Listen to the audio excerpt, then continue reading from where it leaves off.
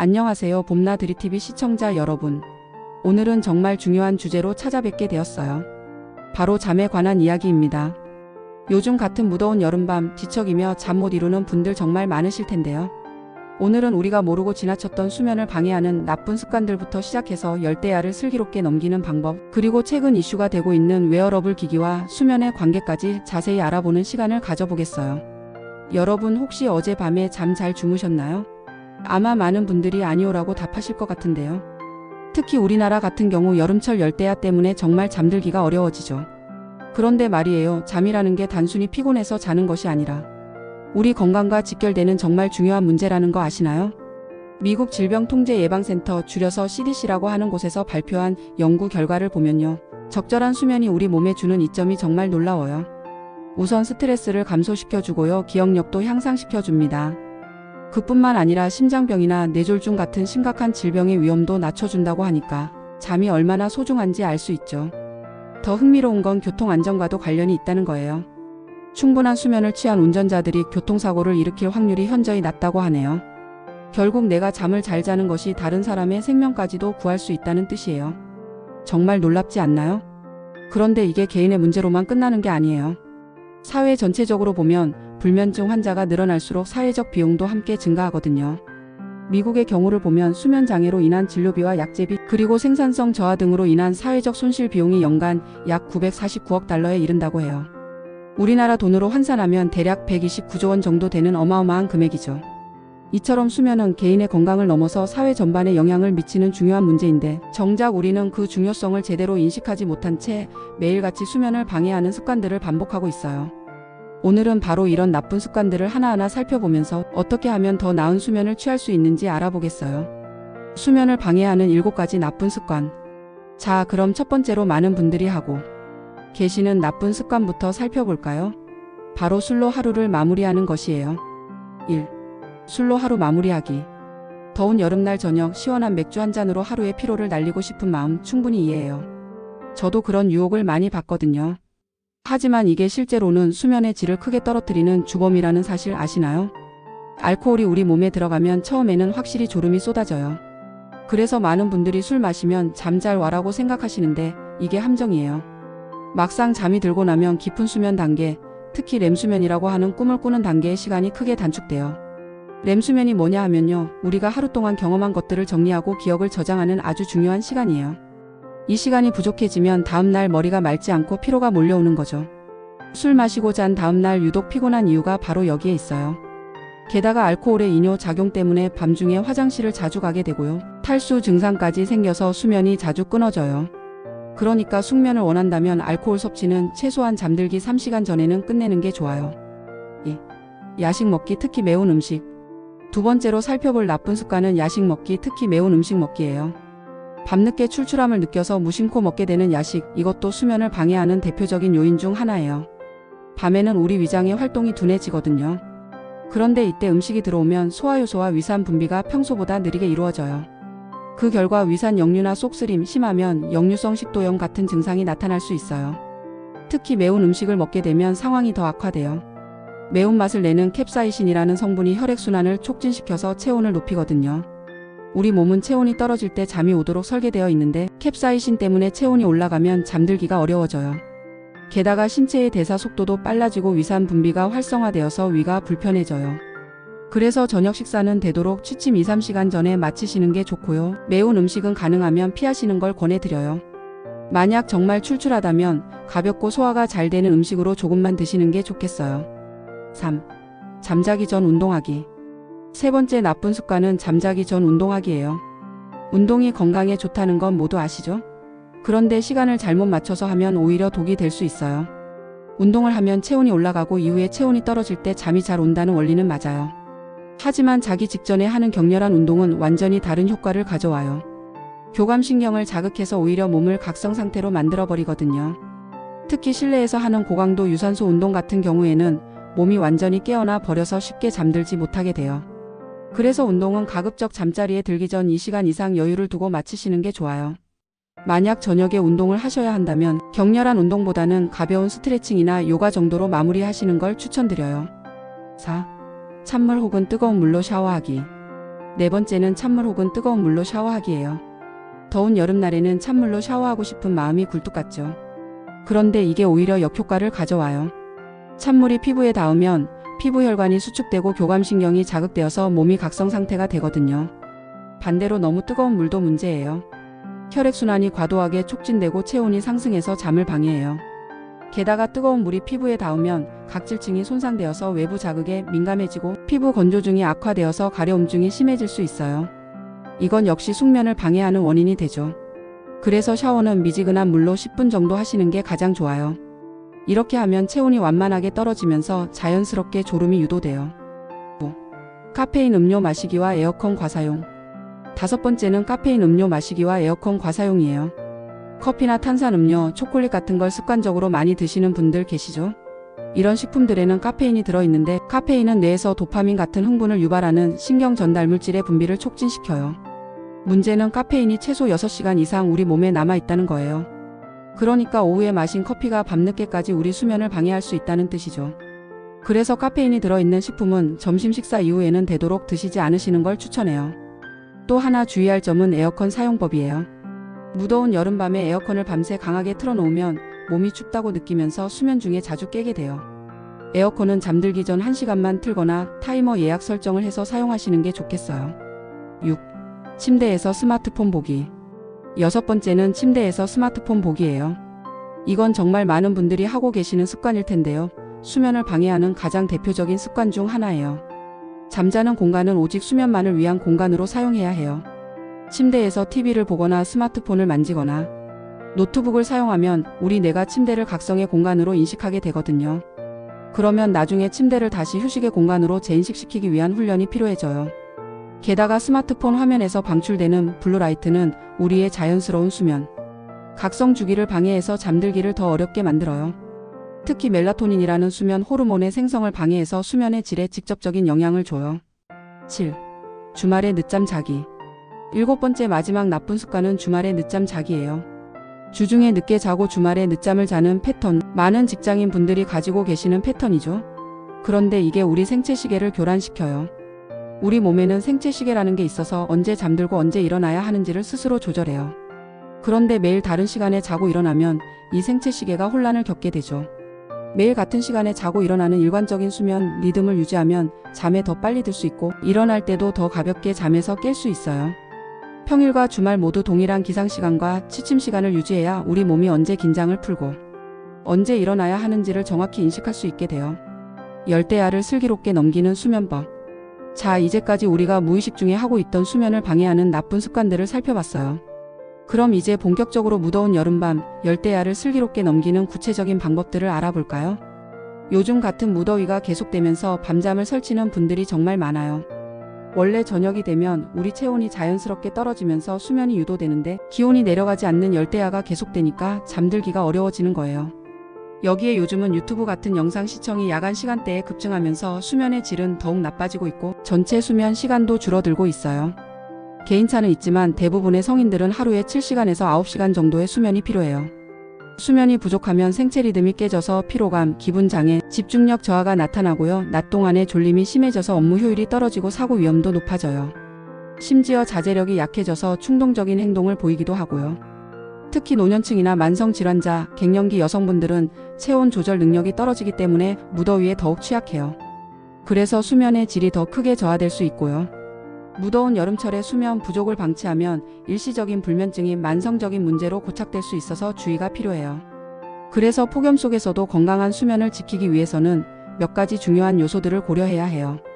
첫째로 수면에 적합한 환경을 조성하는 것, 둘째로 규칙적인 생활 습관을 유지하는 것, 셋째로 취침 전에 바람직한 행동을 실천하는 것, 그리고 마지막으로 필요하다면 적절한 보조제를 활용하고 전문가의 도움을 받는 것이에요. 쾌적한 수면 환경 조성하기. 먼저 쾌적한 수면 환경을 조성하는 방법부터 자세히 알아볼게요. 침실은 빛과 소음을 최대한 차단해서 어둡고 조용한 공간으로 만드는 게 중요해요. 빛이 들어오면 우리 뇌가 아직 낮이라고 착각해서 멜라토닌 분비가 억제되거든요. 실내 온도는 에어컨이나 선풍기를 활용해서 24도에서 26도 정도로 유지하는 게 좋아요. 너무 차갑지도 않고 너무 덥지도 않은 우리 몸이 가장 편안하게 느끼는 온도예요. 이때 주의할 점은 직접적인 바람보다는 간접 바람을 쐬도록 조절하는 거예요. 선풍기나 에어컨 바람이 몸에 직접 닿으면 체온이 급격히 떨어져서 오히려 잠을 깨울 수 있거든요. 특히 에어컨을 장시간 가동할 때는 실내 습도가 지나치게 낮아져서 호흡기가 건조해질 수 있어요. 그래서 한두 시간 에어컨을 가동한 후에는 선풍기로 바꿔서 습도를 50%에서 60% 정도로 유지하는 게 좋아요. 실내에 화분을 두는 것도 적절한 습도 유지에 도움이 돼요. 식물들이 자연적으로 수분을 방출하면서 실내 습도를 조절해 주거든요. 침구도 중요해요. 편안한 침구와 함께 얇은 소재의 시원한 잠옷과 이불을 사용하면 땀 흡수와 체온 조절에 도움이 돼요. 요즘 나오는 쿨링 소재 침구들도 좋은 선택이 될 수 있어요. 규칙적인 생활습관 유지하기. 다음으로 평소 생활습관에 대해 말씀드릴게요. 가장 중요한 건 규칙적인 생활 리듬을 유지하는 거예요. 밤잠을 설쳤거나 늦게 잠들었더라도 매일 일정한 수면 시간과 기상 시간을 지키는 게 중요해요. 낮잠은 밤 수면을 방해할 수 있으니까 가능하면 피하는 게 좋아요. 부득이하게 낮잠을 자야 할 경우에는 30분 이내로만 자시는 게 바람직해요. 30분을 넘어가면 깊은 잠에 빠져서 오히려 밤에 잠들기 어려워질 수 있거든요. 더운 날씨에는 탈수를 예방하기 위해서 낮 동안 수분 섭취를 충분히 해야 해요. 하지만 자기 직전에는 과도한 물 섭취로 화장실 때문에 수면이 방해받을 수 있으니까 주의하셔야 해요. 취침 전 바람직한 행동들. 이제 수면을 돕는 취침 전 행동들에 대해 말씀드릴게요. 취침 전에는 카페인이 많이 들어있는 청량 음료나 술, 담배는 수면의 질을 떨어뜨리니까 피하시는 게 좋아요. 앞서 말씀드린 내용이지만 다시 한번 강조드리는 거예요. 또 스마트폰, 컴퓨터, TV 같은 전자기기에서 나오는 빛과 전자기파는 수면을 방해하니까 사용을 자제해서 뇌 활동을 줄이는 게 좋아요. 대신 가벼운 걷기, 스트레칭, 산책 같은 저강도 운동은 취침에 도움이 될 수 있어요. 단 잠들기 2시간 전에는 운동이나 격렬한 활동은 피해야 해요. 잠들기 전에 미지근한 물로 목욕하면 체온을 낮추는 데 도움이 돼요. 처음에는 체온이 올라가지만 이후에 서서히 떨어지면서 자연스럽게 졸음이 와요. 배가 고파서 잠이 오지 않을 때는 우유 한 잔을 마시는 것도 도움이 돼요. 우유에 들어있는 트립토판이라는 아미노산이 세로토닌과 멜라토닌 생성을 도와서 수면을 유도해요. 그래도 잠이 오지 않으면 잠자리에서 일어나서 조용한 음악을 들으며 명상하거나 책을 읽는 게 도움이 돼요. 침대에서 뒤척이면서 잠이 안 온다고 스트레스 받는 것보다는 차라리 일어나서 마음을 진정시키는 게 나아요. 수면 보조제의 활용. 하루나 이틀 정도의 수면 장애는 누구나 경험할 수 있는 일이고 대체로 일상생활에 큰 지장을 주지 않으니까 지나친 걱정은 피하시는 게 좋아요. 만약 생활습관 개선 등으로도 불면증이 지속된다면 멜라토닌 같은 수면 보조제를 고려해 볼 수 있어요. 멜라토닌은 우리 몸에서 자연적으로 분비되는 호르몬으로 수면 유도와 유지에 중요한 역할을 해요. 무더위 같은 환경 변화에 따른 일시적인 불면증 완화에는 도움을 줄 수 있어요.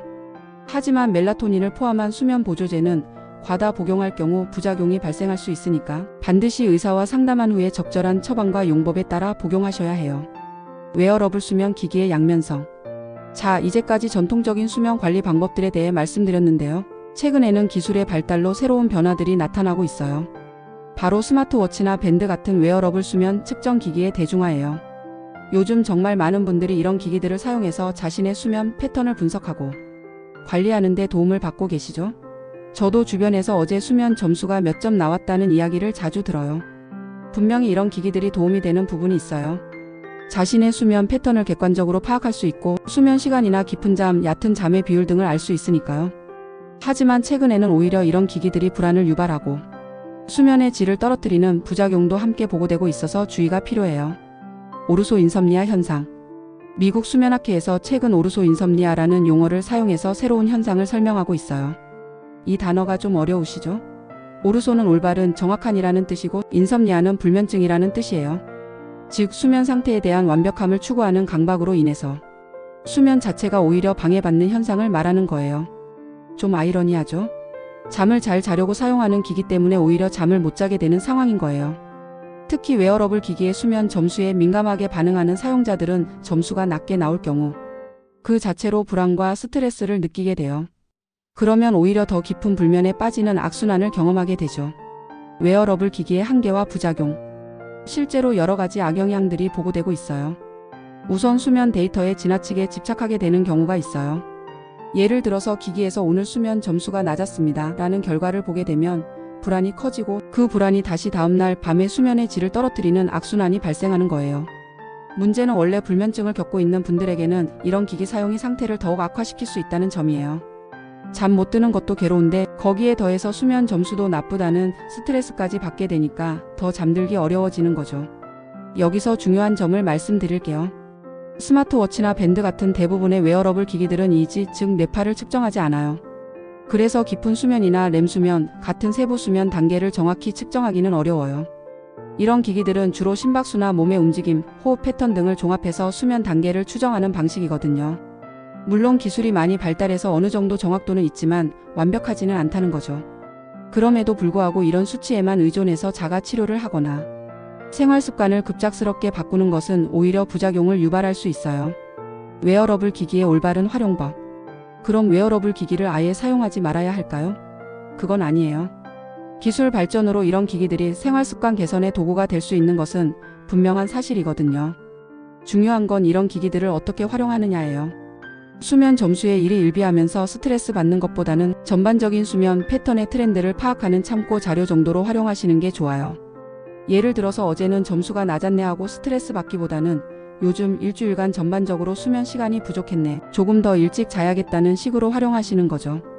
서울수면센터의 한진규 원장님도 말씀하시기를 웨어러블 기기는 참고용으로 활용하고 그보다 중요한 건 규칙적인 수면 습관과 스트레스를 줄이는 생활이라고 하셨어요. 또한 기기를 사용할수록 수면이 더 불편해진다면 과감히 중단하고 전문가 상담을 받아보는 것이 좋다고 조언하셨고요. 전문적인 수면 검사의 중요성. 만약 수면 장애가 반복되거나 수면 점수에 민감하게 반응하며 불안을 느끼는 경우에는 전문적인 수면다원 검사를 통해 보다 객관적이고 정밀한 분석을 받는 것이 바람직해요. 수면다원 검사는 뇌파, 산소포화도, 호흡, 근전도 등을 종합적으로 측정해서 수면 무호흡증, 불면증, 화지 불안증후군 등 다양한 수면 장애를 진단할 수 있어요. 그리고 검사 결과에 따라 맞춤형 치료가 가능하고요. 단순한 데이터 분석으로는 절대 알 수 없는 수면의 근본 원인을 파악할 수 있는 가장 효과적인 방법이에요. 한진규 원장님은 웨어러블 수면 기기는 불면증이 있거나 데이터에 민감한 성격의 사용자는 오히려 불안, 강박, 신체 불편감 등으로 수면의 질이 더 떨어질 수 있다고 하시면서 수면다원 검사를 통해 자신의 수면 상태를 정확히 진단하고 그에 맞는 근본적인 치료를 받는 것이 더 정확하고 안전한 길이라고 강조하셨어요. 수면이 지속적으로 불편하거나 피로가 해소되지 않는다면 웨어러블 기기만 믿지 말고 신경과 전문의와의 상담을 통해 정확한 원인을 찾아 치료하는 것이 중요해요. 건강한 수면을 위한 3가지 핵심 실수와 개선책. 이제 좀 더 구체적으로 우리가 흔히 저지르는 수면 관련 실수들과 그 개선책에 대해 알아볼게요. 전문가들이 지적하는 숙면을 방해하는 가장 흔한 3가지 실수가 있거든요. 1. 마무리 루틴 없이 바로 잠자리에 드는 습관. 첫 번째 실수는 하루 일과를 마치고 바로 침대로 향하거나 잠들기 직전까지 스마트폰을 들여다보는 행동이에요. 이런 과정에서 우리 뇌는 여전히 자극을 받아서 스트레스 호르몬인 코르티솔의 수치가 상승하고 수면 유도 호르몬인 멜라토닌 분비는 억제돼요. 코르티솔이 뭐냐 하면요, 우리 몸이 스트레스 상황에서 분비하는 호르몬이에요. 원래는 아침에 많이 분비되어서 우리를 깨우는 역할을 하는데 저녁 늦게까지 높은 상태로 유지되면 잠들기가 어려워져요. 반대로 멜라토닌은 어둠이 감지되면 우리 몸에서 분비되는 자연스러운 수면 호르몬이에요. 그런데 밝은 빛, 특히 스마트폰이나 컴퓨터에서 나오는 블루라이트에 노출되면 멜라토닌 분비가 억제되어서 잠들기 어려워지는 거예요. 개선책 취침 전 루틴 만들기. 숙면을 원한다면 잠자리에 들기 1시간에서 2시간 전부터 조명을 어둡게 하고 전자기기 사용을 줄이며 따뜻한 샤워나 책 읽기 등으로 몸과 마음을 자연스럽게 진정시키는 루틴을 만들 필요가 있어요. 시간이 부족하다면 최소 30분만이라도 조용하고 안정적인 환경을 조성하는 것이 효과적이에요. 구체적인 루틴의 예를 들어보면요. 잠들기 2시간 전부터 강한 조명을 끄고 간접 조명만 사용하기, 1시간 전부터는 스마트폰과 컴퓨터 사용 중단하기, 미지근한 물로 샤워하기, 가벼운 독서나 명상하기, 따뜻한 허브티 마시기 등이 있어요. 이런 루틴을 매일 반복하면 우리 몸이 이제 잠들 시간이구나 하고 자연스럽게 인식하게 되어서 더 쉽게 잠에 들 수 있어요. 2. 카페인과 혈당 조절을 소홀히 하는 식습관. 두 번째 실수는 카페인과 혈당 조절을 소홀히 하는 식습관이에요. 잠은 잘 잤는데 피곤하다는 말을 자주 하시는 분들이 계시죠? 그런 분들의 경우 늦은 시간에 마신 커피나 단 음식이 원인일 수 있어요. 카페인의 반감기는 약 5시간에서 6시간이에요. 반감기라는 건 우리 몸에서 그 물질의 절반이 분해되는 시간을 말하는 거예요. 즉 오후 늦게 섭취한 커피는 밤 시간에도 여전히 혈류에 남아서 수면을 방해할 수 있다는 뜻이에요. 또한 취침 전 과도한 당분 섭취는 혈당의 급등락을 유발해서 깊은 수면을 방해해요. 단 음식을 먹으면 혈당이 급격히 올라갔다가 떨어지는데 이 과정에서 우리 몸이 스트레스를 받아서 수면이 불안정해지는 거예요. 개선책 올바른 식습관 관리. 카페인은 잠들기 최소 6시간에서 8시간 전까지만 섭취하고 늦은 시간에는 단 음식보다 단백질이나 섬유질이 풍부한 간식을 드시는 게 좋아요. 특히 마그네슘이 풍부한 견과류나 녹색 채소류는 수면을 돕는 데 좋은 선택이 될 수 있어요. 마그네슘은 우리 신경계를 안정시키고 근육 이완을 도와주는 미네랄이거든요. 만약 저녁에 출출함을 느끼신다면 바나나나 우유, 견과류 한 줌 또는 통곡물 크래커 같은 걸 드시는 게 좋겠어요. 이런 음식들은 혈당을 안정적으로 유지하면서도 수면에 도움이 되는 영양소들을 제공해요. 3. 매일 밤 멜라토닌 보충제에 의존하는 습관. 세 번째 실수는 멜라토닌 보충제에 매일 의존하는 습관이에요. 멜라토닌은 우리 몸에서 자연적으로 분비되는 호르몬으로 수면 마이너스 각성 주기를 조절해요. 그런데 이를 매일 보충제로 섭취하는 것은 오히려 생체 리듬을 교란시킬 수 있어요. 전문가들은 멜라토닌 보충제가 시차 적응과 같은 단기적 상황에는 효과적일 수 있지만 지속적인 수면 문제 해결책으로는 적합하지 않다고 강조해요. 우리 몸은 본래 스스로 멜라토닌을 생산할 수 있는 능력이 있는데 외부에서 계속 공급받으면 자체 생산 능력이 떨어질 수 있거든요. 마치 근육을 안 쓰면 약해지는 것과 비슷한 원리예요. 개선책 자연스러운 수면 보조제 활용. 대안으로는 마그네슘 비스글리시네이트, 대추 추출물, 가바 등 비호르몬 성분이 함유된 수면 보조제를 추천해요. 마그네슘 비스글리시네이트는 흡수율이 높은 형태의 마그네슘으로 신경을 진정시키고 근육 이완을 도와줘요.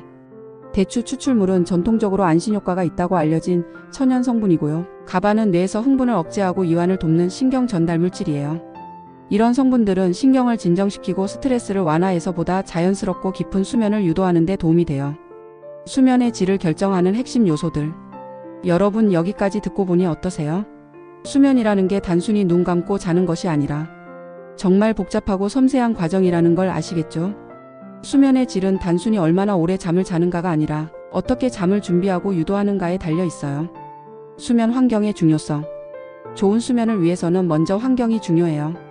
우리가 잠드는 공간이 수면에 최적화되어 있어야 하거든요. 온도는 앞서 말씀드린 대로 24도에서 26도 정도로 유지하고 습도는 50에서 60% 정도가 적당해요. 너무 건조하면 호흡기가 마르고 너무 습하면 불쾌감을 느끼거든요. 조명도 중요해요. 저녁 시간부터는 점진적으로 조명을 어둡게 해서 우리 몸이 자연스럽게 잠들 준비를 할 수 있도록 도와야 해요. 소음 역시 수면의 질에 큰 영향을 미쳐요. 완전히 조용한 환경이 어렵다면 화이트 노이즈나 자연의 소리 같은 일정한 배경음을 활용하는 것도 좋은 방법이에요. 생체 리듬의 이해. 우리 몸에는 서케디언 리듬이라고 하는 생체 시계가 있어요. 이게 하루 24시간 주기로 우리 몸의 호르몬 분비, 체온 변화, 혈압 변화 등을 조절해요. 이 생체 시계는 빛에 가장 민감하게 반응해요. 아침에 밝은 빛을 보면 이제 활동할 시간이다라고 인식하고 저녁에 어둠이 감지되면 이제 쉴 시간이다라고 인식하는 거죠. 그래서 아침에 일어나면 가능한 한 밝은 빛을 쬐고 저녁에는 조명을 어둡게 하는 게 생체 리듬을 건강하게 유지하는 방법이에요. 스트레스 관리의 중요성. 스트레스는 수면의 가장 큰 적이에요. 스트레스를 받으면 코르티솔이라는 스트레스 호르몬이 분비되는데 이게 우리를 각성 상태로 만들어서 잠들기 어렵게 만들거든요. 그래서 스트레스 관리가 좋은 수면을 위해서는 필수예요. 명상, 요가, 깊은 호흡, 가벼운 운동, 독서, 음악 감상 등 자신에게 맞는 스트레스 해소 방법을 찾는 게 중요해요. 특히 취침 전에는 하루 동안 있었던 일들을 정리하고 마음을 진정시키는 시간을 가지는 게 좋아요. 일기를 쓰거나 감사한 일들을 떠올리는 것도 도움이 될 수 있고요. 운동과 수면의 관계. 규칙적인 운동은 수면의 질을 향상시키는 데 큰 도움이 돼요. 운동을 하면 체온이 올라갔다가 이후에 떨어지는데 이때 자연스럽게 졸음이 와요. 또한 운동을 통해 스트레스도 해소되고 신체적 피로가 축적되어서 더 깊은 잠에 빠질 수 있어요. 하지만 운동 시간이 중요해요. 너무 늦은 시간에 격렬한 운동을 하면 오히려 각성 효과 때문에 잠들기 어려워져요. 가능하면 오전이나 오후 초반에 운동하시는 게 좋고 저녁에는 가벼운 스트레칭이나 요가 정도로 마무리하시는 걸 권해요. 연령대별 수면 관리법. 수면은 나이에 따라서도 다른 특성을 보여요. 각 연령대별로 주의해야 할 점들을 살펴볼게요. 40대의 수면 변화. 40대부터는 호르몬 변화가 시작되면서 수면 패턴에도 변화가 나타나기 시작해요. 특히 여성의 경우 에스트로겐 감소로 인해 수면의 질이 떨어질 수 있어요. 또한 40대는 사회적으로도 가장 스트레스가 많은 시기죠. 직장에서의 책임도 무겁고 자녀 교육비나 부모님 봉양 등 경제적 부담도 커지는 시기예요. 이런 스트레스가 수면에 직접적인 영향을 미치기 때문에 40대부터는 더욱 적극적으로 수면 관리를 해야 해요. 50대 이후의 수면 관리. 50대 이후부터는 깊은 수면의 비율이 감소하고 중간에 깨는 횟수가 증가해요. 이는 자연스러운 노화 현상이지만 적절한 관리를 통해 수면의 질을 유지할 수 있어요. 특히 갱년기를 겪는 여성분들의 경우 열감이나 식은땀 때문에 수면이 자주 방해받을 수 있어요. 이럴 때는 침실 온도를 조금 더 낮게 유지하고 통풍이 잘 되는 소재의 잠옷과 침구를 사용하는 게 도움이 돼요. 또한 나이가 들수록 만성질환의 위험이 높아지는데 이런 질환들이 수면에 영향을 미칠 수 있어요. 정기적인 건강검진을 통해 질환을 조기에 발견하고 관리하는 것이 좋은 수면을 위해서도 중요해요. 계절별 수면관리법. 계절에 따라서도 수면관리법이 달라져야 해요. 특히 우리나라처럼 사계절이 뚜렷한 곳에서는 더욱 그래요. 여름철 수면관리. 여름철에는 앞서 자세히 말씀드린 것처럼 열대야가 가장 큰 문제예요. 에어컨과 선풍기를 적절히 활용하되 너무 차갑지 않게 유지하는 게 중요해요. 또한 여름에는 해가 길어지면서 생체 리듬이 교란되기 쉬워요. 가능하면 일정한 시간에 자고 일어나는 것이 더욱 중요해요. 여름철에는 탈수 위험도 있으니까 낮에는 충분히 수분을 섭취하되 잠들기 직전에는 과도한 수분 섭취를 피하는 게 좋아요. 겨울철 수면 관리. 겨울철에는 일조량이 부족해서 우울감이나 계절성 우울증이 나타날 수 있어요. 이런 경우 아침에 밝은 빛을 쬐는 광치로가 도움이 될 수 있어요. 또한 겨울에는 실내가 건조해지기 쉬우니까 적절한 습도 유지가 중요해요. 가습기를 사용하거나 젖은 수건을 걸어두는 것도 좋은 방법이에요. 난방으로 인해 실내 온도가 너무 높아지지 않도록 주의하는 것도 중요해요. 너무 따뜻하면 오히려 잠들기 어려워질 수 있거든요. 수면 장애의 신호들. 이제 수면 장애의 신호들에 대해서도 알아볼게요. 단순한 일시적 불면과 전문적 치료가 필요한 수면 장애는 구분해야 하거든요. 주의해야 할 증상들. 만약 다음과 같은 증상들이 지속된다면 전문가의 도움을 받는 것을 고려해 봐야 해요. 첫째, 잠들기까지 30분 이상 걸리는 상태가 일주일 이상 지속될 때예요. 둘째, 밤중에 자주 깨고 다시 잠들기 어려운 상태가 반복될 때예요. 셋째, 충분히 잤는데도 낮에 심한 졸음이 계속될 때예요. 넷째, 코골이나 수면 중 호흡이 멈추는 증상이 있을 때예요. 다섯째, 다리에 불편감이나 움직이고 싶은 충동이 있어서 잠들기 어려울 때예요. 전문가 상담이 필요한 경우.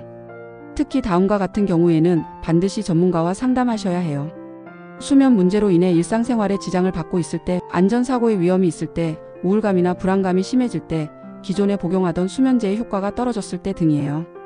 또한 웨어러블 기기의 수면 점수에 지나치게 집착하거나 스트레스를 받는 경우에도 전문가와 상담해 보시는 게 좋겠어요. 수면과 전반적인 건강의 관계. 수면은 우리 건강의 모든 영역과 밀접한 관련이 있어요. 단순히 피로 회복을 넘어서 우리 몸의 전반적인 기능에 영향을 미치거든요. 면역 기능과의 관계.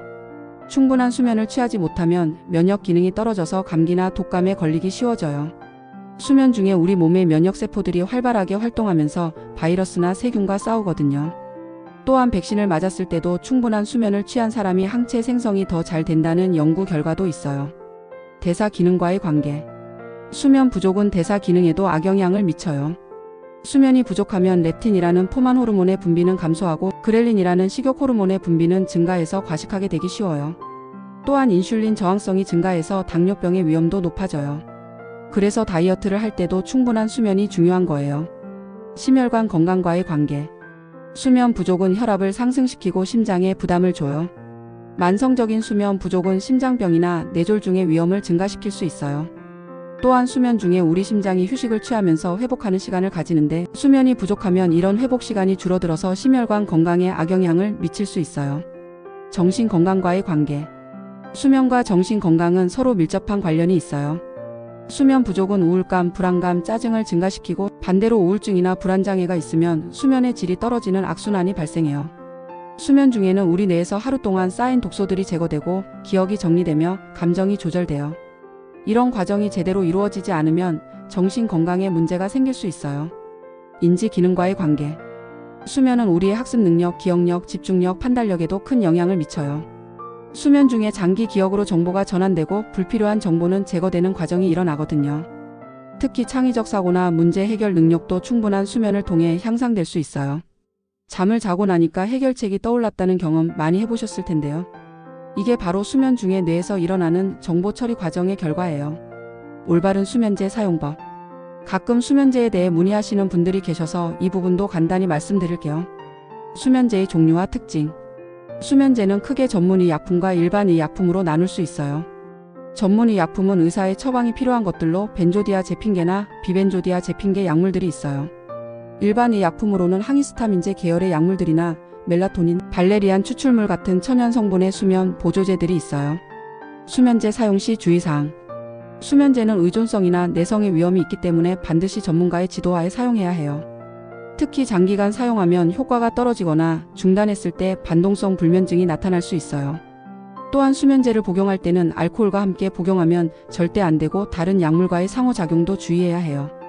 가장 중요한 건 수면제는 임시 방편일 뿐이고 근본적인 수면 문제 해결을 위해서는 생활습관 개선이 우선되어야 한다는 거예요. 자연스러운 수면 유도 방법들. 이제 약물에 의존하지 않고 자연스럽게 수면을 유도할 수 있는 방법들을 알아볼게요. 호흡법을 활용한 수면 유도. 4-7-8호흡법이라는 게 있어요. 코로 4박자 동안 숨을 들이마시고 7박자 동안 참았다가 입으로 8박자 동안 천천히 내쉬는 방법이에요. 이런 깊고 긴 호흡은 부교감신경을 활성화시켜서 우리 몸을 이완 상태로 만들어줘요. 몇 번 반복하다 보면 자연스럽게 졸음이 와요. 점진적 근육 이완법. 발가락부터 시작해서 머리까지 차례대로 근육을 긴장시켰다가 이완시키는 방법이에요. 각 부위를 5초 정도 긴장시켰다가 힘을 빼면서 이완되는 느낌에 집중하는 거예요. 이 방법은 신체적 긴장을 해소하면서 동시에 마음의 긴장도 풀어주는 효과가 있어요. 시각화 기법. 편안한 장소나 상황을 머릿속으로 그려보는 방법이에요. 예를 들어서 조용한 해변이나 푸른 숲속, 따뜻한 침실 등 자신이 가장 편안하게 느끼는 장소를 상상하면서 그 장소에서 느끼는 감각들을 세밀하게 떠올리는 거예요. 이런 긍정적인 이미지에 집중하면 스트레스와 불안이 감소하면서 자연스럽게 잠에 들 수 있어요. 단순 반복 사고. 복잡한 생각 대신 단순하고 반복적인 사고에 집중하는 방법이에요. 숫자를 거꾸로 세는 것도 좋고 같은 단어를 반복해서 속으로 말하는 것도 좋아요. 이렇게 하면 복잡한 생각들이 줄어들면서 뇌가 점차 잠들 준비를 하게 돼요. 수면과 영양의 관계.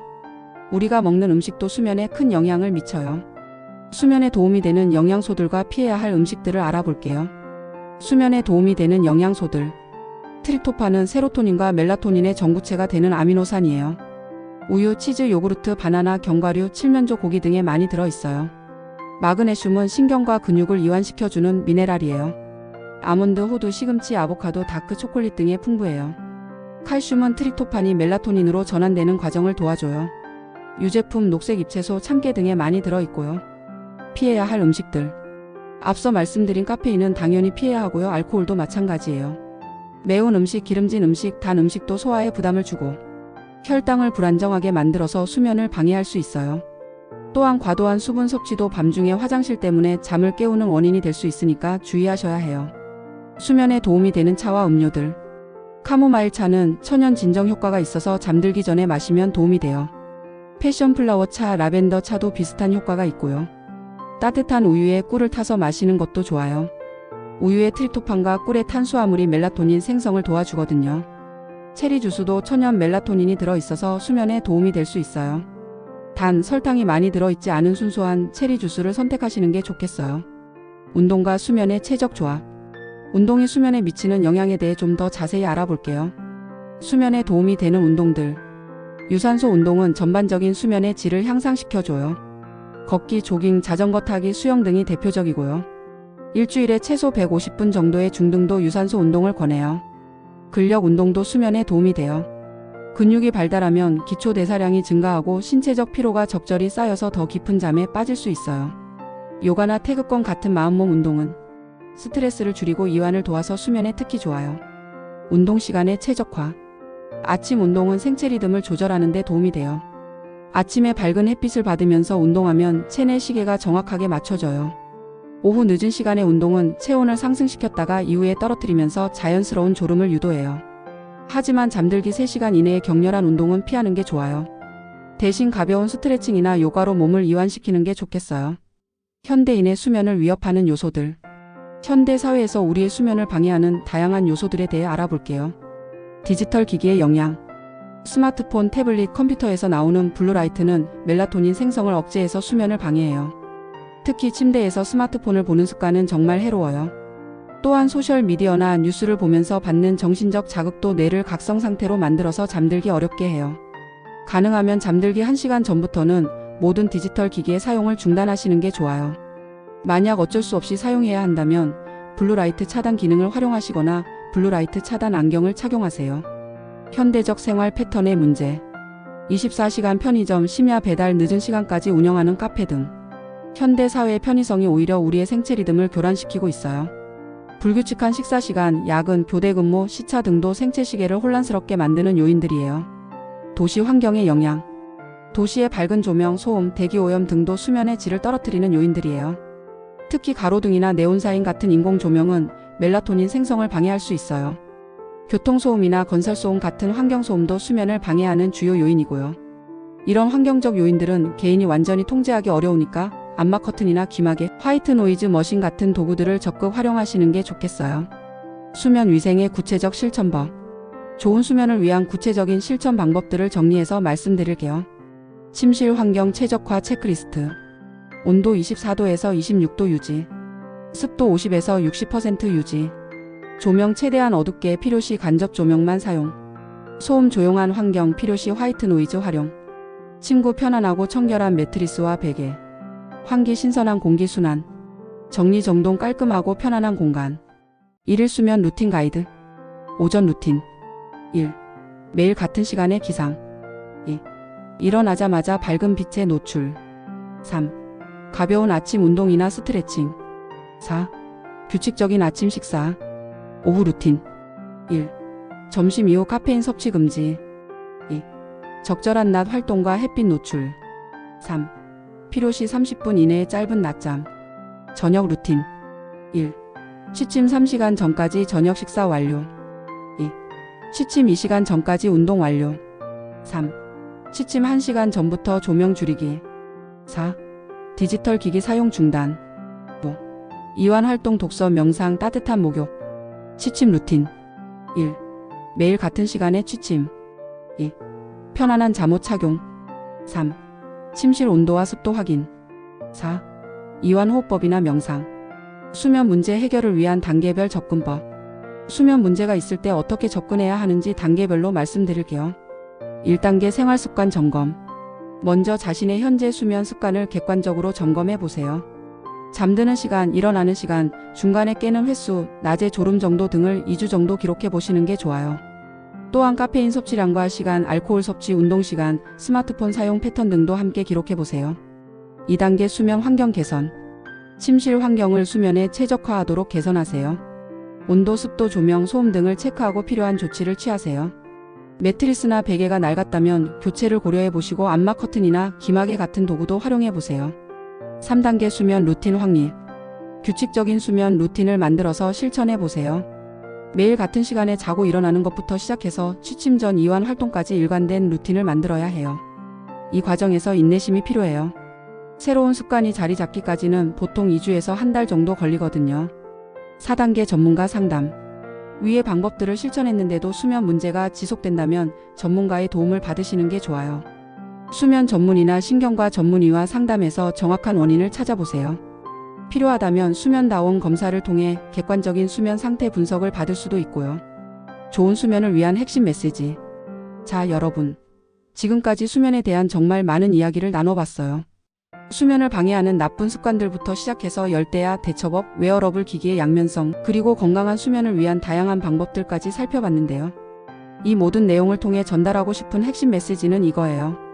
수면의 질은 단순히 얼마나 오래 잠을 자는가가 아니라 어떻게 잠을 준비하고 유도하는가에 달려 있다는 것이에요.